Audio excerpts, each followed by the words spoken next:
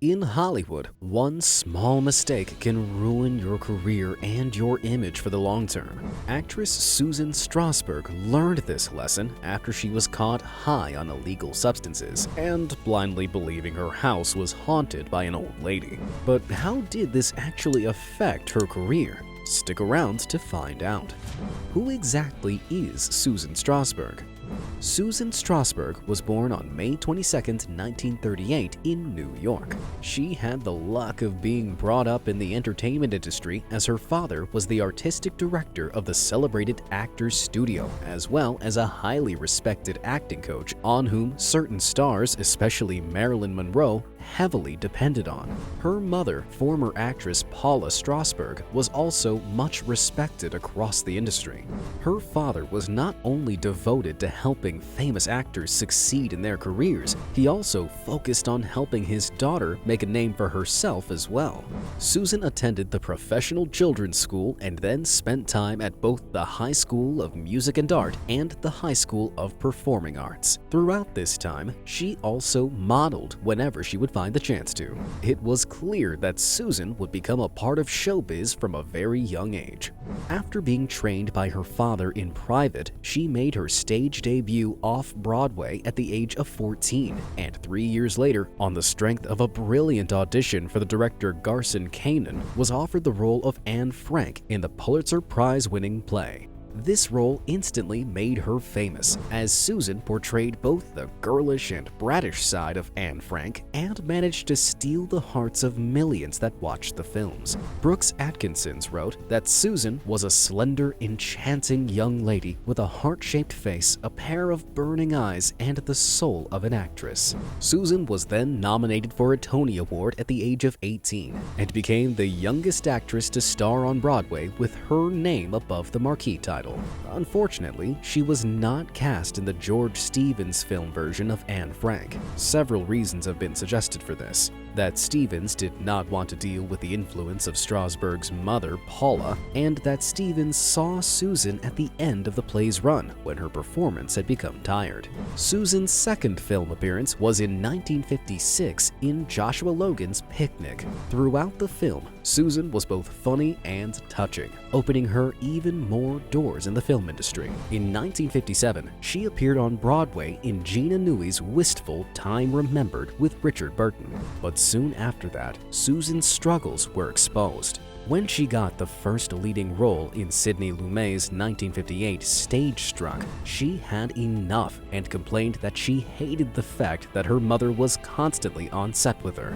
This quickly hit the news and gave a bad reputation to her image. But it wasn't bad enough to destroy her career. She then based herself in Italy for the next couple of years and revealed that she wanted to see what it was like to be alone and away from her family. Susan soon got cast in Gillo Pontecorvo's multinational drama Capo, where she acted as a prison guard in a Nazi concentration camp who eventually becomes corrupted by the job. This role was disliked by many viewers, as they found it offensive how Susan played as a corrupt Nazi after acting like a helpless Jew just a few years ago.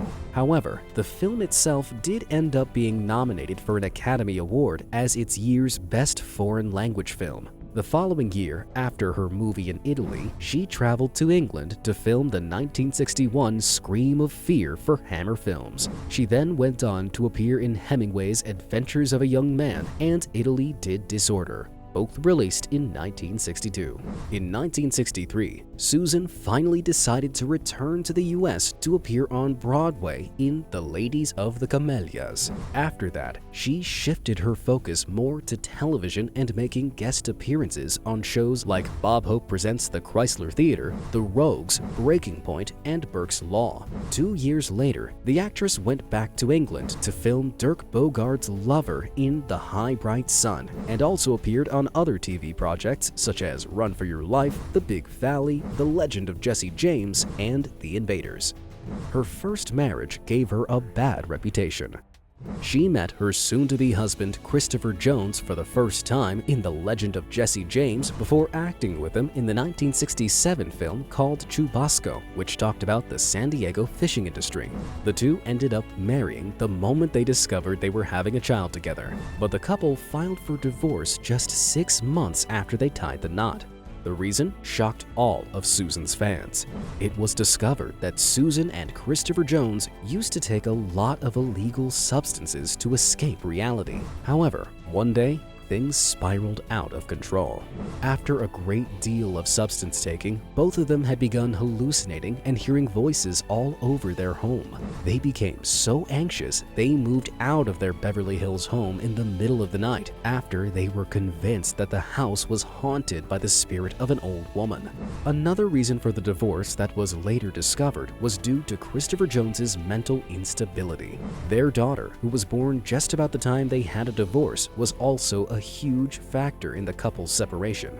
Susan's daughter was born with a congenital birth defect, which Susan blamed on her and Jones's addiction problems in the past. After this weird behavior was released all over the news, Susan's career began going downhill. Big-budget films didn't really want anything to do with her.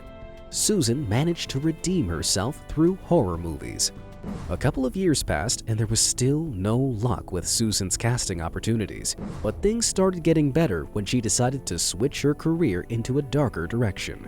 The actress found that she had a lot of passion for sci-fi and horror movies. Susan appeared in schlocky pictures about black magic, such as The Manitou, released in 1978. She was one of Tom Berenger's many conquests in Praise of Older Women, and even appeared in several minor horror and sci-fi movies, to which she brought some dignity. These films also led her to eventually be cast in many other films and continue her career normally. In 1980, Susan published a memoir titled Bittersweet. Her decision to publish it came because she thought her career was going nowhere. She couldn't believe that she had been acting for more than 25 years and played many strong characters, yet she was still sitting in Hollywood just waiting for somebody to want her. In an interview, she revealed that she has always loved acting and would never imagine what she would do without it. However, she also expressed a passion for writing later on in her life. Her newly discovered passion also led her to find out that she really enjoyed lecturing and public speaking as well.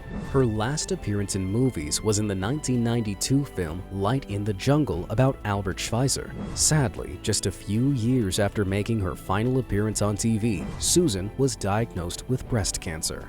Although believed to be in remission, she died of the disease in her home in New York City on January 21, 1999, at the age of 60. What was the thing that shocked you the most about this actress's life? Let us know in the comments, and don't forget to check out the next video in the series.